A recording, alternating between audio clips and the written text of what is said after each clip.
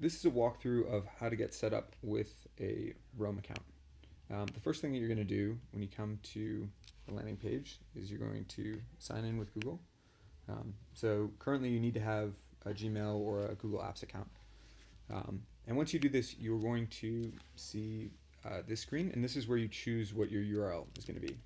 And this is a URL that you're going to be able to share with other people. It has to be a new one that doesn't already exist. But yeah, so there aren't a lot. So when you come to Roam, Roam is a knowledge management system that's heavily inspired by the Zettelkasten method. And it looks a lot like Workflowy or like any other outlining tool that you might be used to. It has a lot of the same key commands. So Tab and Shift Tab will move you around in this outline tree. But the main idea in Roam is that there's a distinction between temporary notes and permanent notes. Temporary notes, every day that you visit Roam, there will be a new log file generated. And once you have a few, you can scroll back and view your history that way. But temporary notes are the place where you have quick thoughts, meeting notes, those kinds of things. They're sort of like your rough draft space. But what the sort of key features of Roam are all based around how you connect these temporary notes to notes that you really want to save and build upon over time.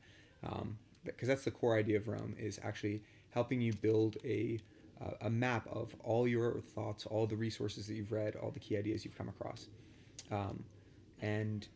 So here's an example of one of them. So let's say I was reading about Lumen.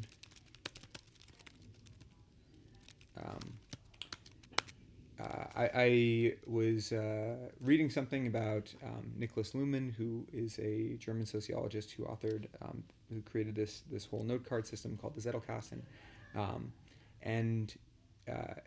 When I come back to my temporary note and I decide, okay, actually this is an idea that I'm going to want to save over time, like the idea of the Zettelkasten. The way I'm going to create a permanent note is I'm going to hit the open square bracket twice, and I am going to get a auto completion for all of my existing notes. But this is a new account, so there isn't going to be anything here yet. And so I'm going to create a note, and I'm going to call it the Zettelkasten method. When I'm looking at this item, I'm navigating through my arrow keys. It's just going to look like this sort of markdown link. But when I click on it, I'm going to be able to see this little pop-up, and this is where that permanent note is. So I could say a system for organizing research created by the German sociologist Niklas Luhmann. Detailed in the book by Sanke Ahrens, How to Take Smart Notes. And so these are ideas that I'm going to want to save over time. But this isn't particularly interesting yet. What's going to make things a little bit more interesting is when I start to say, maybe I am interested in what sort of ideas Luhmann had. So if I go and even from here, I could say, well, actually, I might want to make a reference to this guy in the future, or I might want to say something about his work. So I can link to him, and I can also link to this author,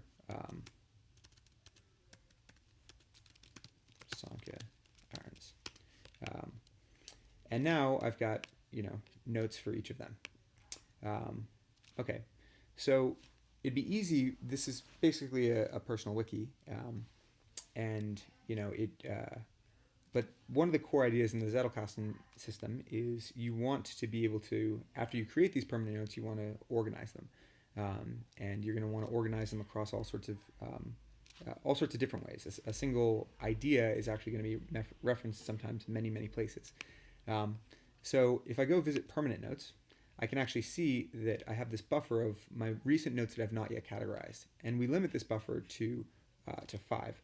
So basically, you have to, if you want to use the organizational system, you have to sort of keep on track of keeping things in place. So now I've got I'm thinking, okay, how would I organize this? I'm to create a subcategory in permanent notes.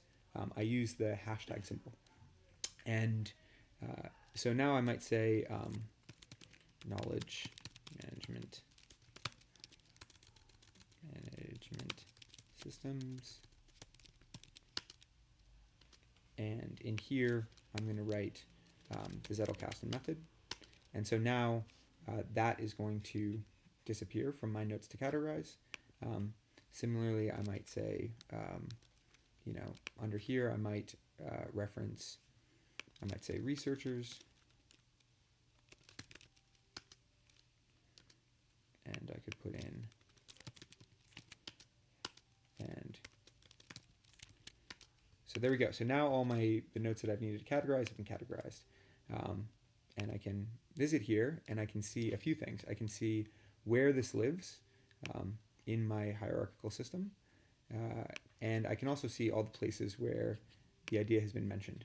So if I go and visit the Niklas Luhmann page, I can see it's been mentioned in one location, and I can see that it's connected to this idea of the Zettelkasten method.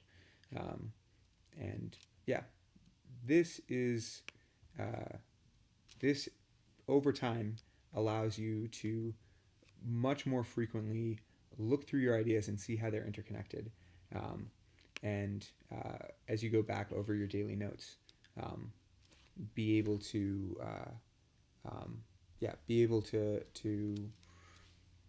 see what the things were which inspired an idea or generated a train of thought.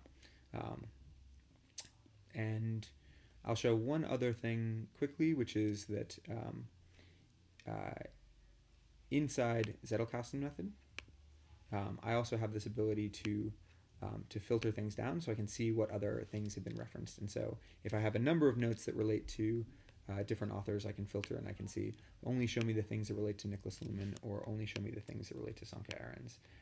And this becomes much more interesting when you are using Roam for managing projects or open questions or evidence for and against various positions. Yeah, thanks.